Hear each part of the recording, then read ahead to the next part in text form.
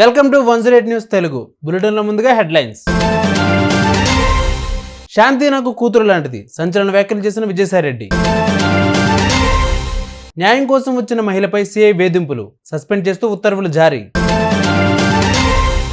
నారా భువనేశ్వరి కుప్పం నియోజకవర్గంలో పర్యటన, ఆ రెండు గ్రామాలను దత్తత తీసుకున్న నారా భువనేశ్వరి. తెలంగాణ ప్రభుత్వం సలహాదారును కె కేశవరావును నియమిస్తుంది. ఏజెన్సీలో ఉప్పొంగిన వాగులు వంకలు, పలు గ్రామాలకు రాకపోకలు బంద్. విద్యార్థులకు బిగ్ అలర్ట్, పాఠశాల సమయం మార్పు.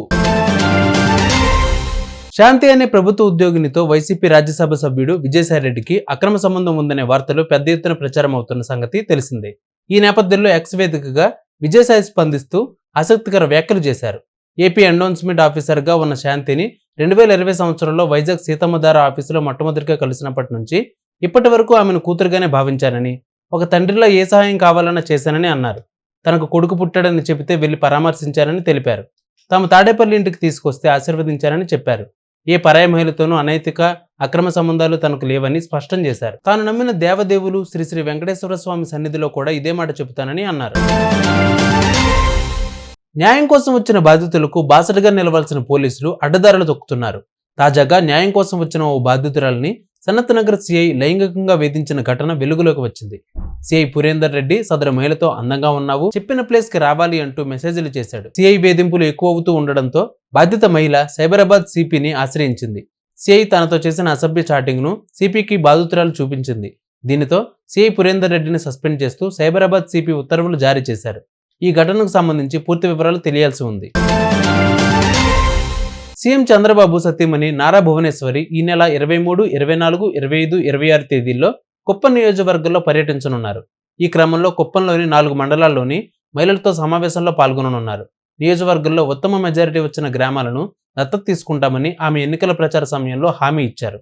ఈ మేరకు పర్యటనలో భాగంగా ఆమె 2 గ్రామాలను దత్తత తీసుకున్నారని ఎమ్మెల్సీ కంచర్ల శ్రీకాంత్, టీడీపీ నియోజకవర్గ ఇన్ఛార్జి మణిరత్నం తెలిపారు. ఎన్టీఆర్ ట్రస్ట్ ద్వారా అధిక మెజారిటీ వచ్చిన బూతులను దత్తత తీసుకుని అభివృద్ధి చేస్తామని ఎన్నికల ముందు హామీ ఇచ్చిన విషయం తెలిసిందే.